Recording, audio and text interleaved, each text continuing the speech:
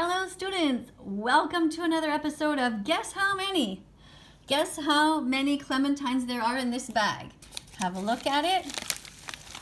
We're going to see who gets the closest. Start writing your guesses in the comments.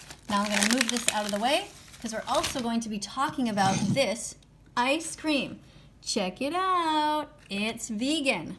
Look, Cherry Garcia, non-dairy. So when you guys go and buy ice cream, whatever brand you decide to buy, make sure you get the non-dairy. That means no baby cows were killed.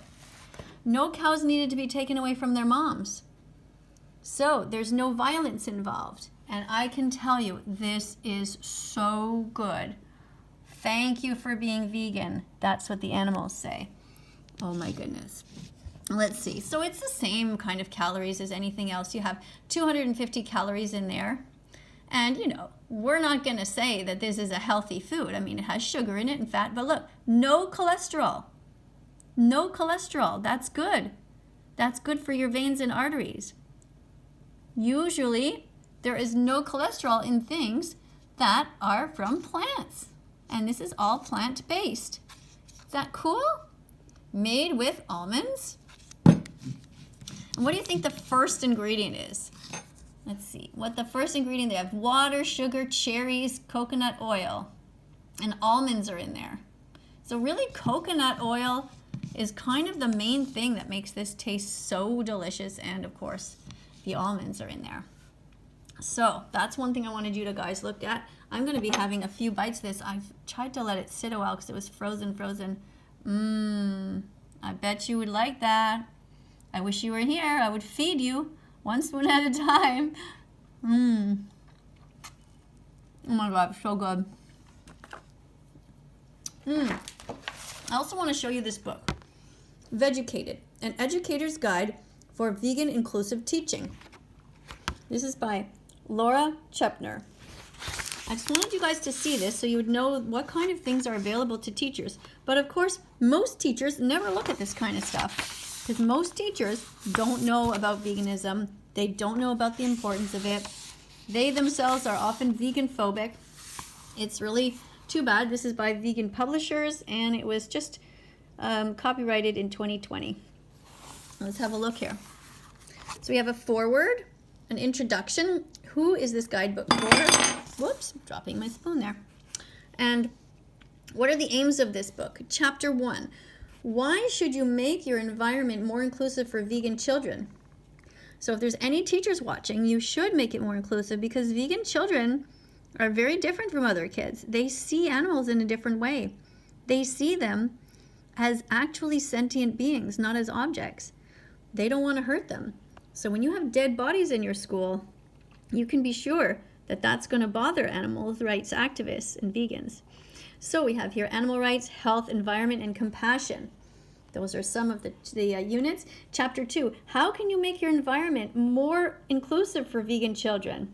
Curriculum planning, language choices, materials, school trips, cooking and baking, healthy eating displays, class pets, cultural and celebratory days, lunch times, school meal, the school fair, reading corner, vegan inclusive policies to be added to your school policy book. Right? There's a lot going on here.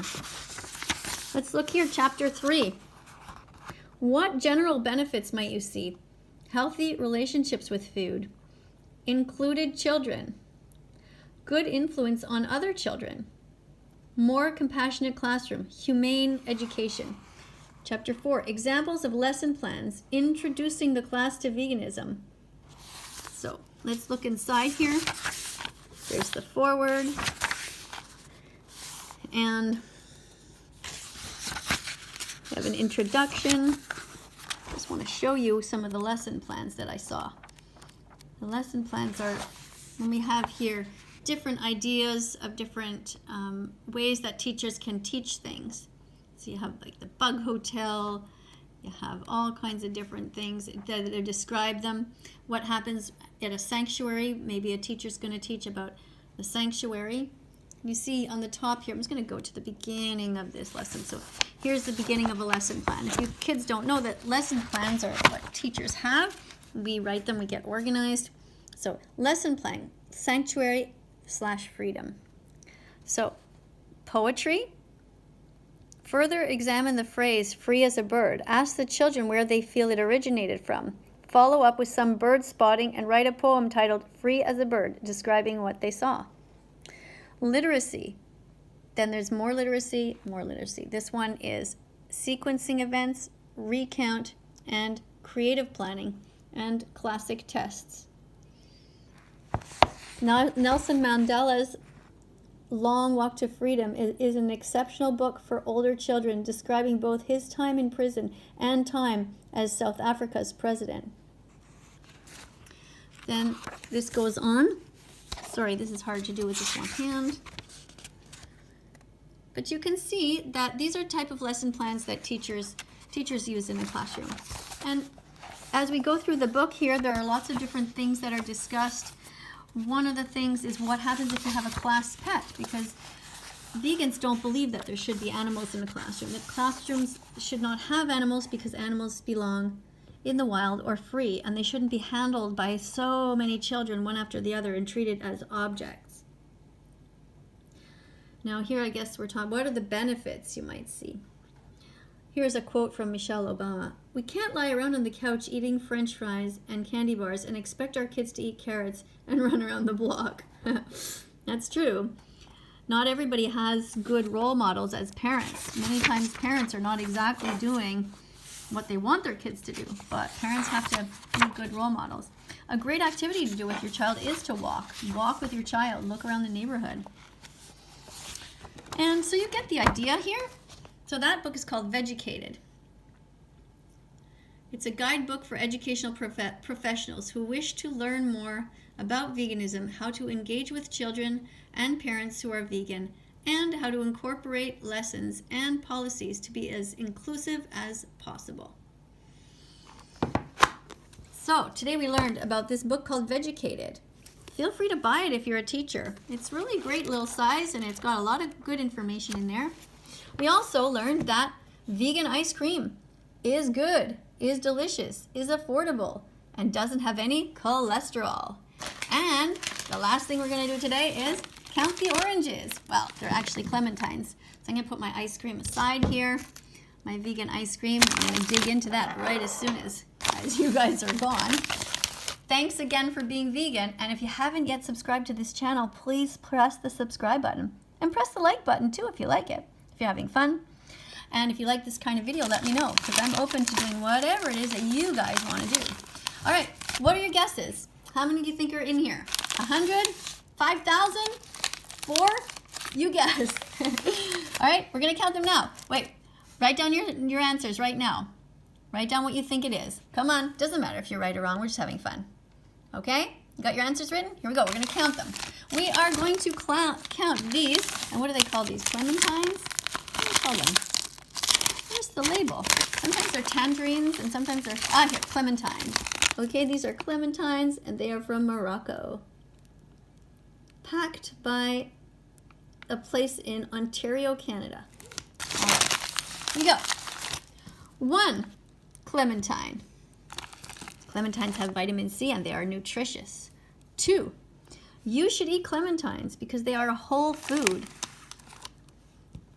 3, whole foods are good for you because they have nothing added and they have nothing taken away.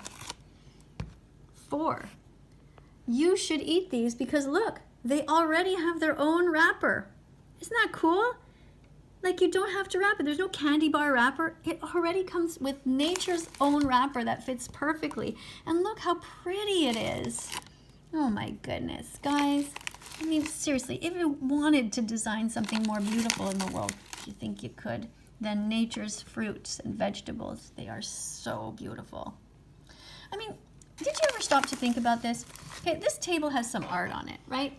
There's art. But is there really any art that's more perfect than Mother Nature's art? I mean, what could be more beautiful than a tree? It's already so perfect, and it gives us oxygen. And what could be more beautiful than these tangerines, these, clementines?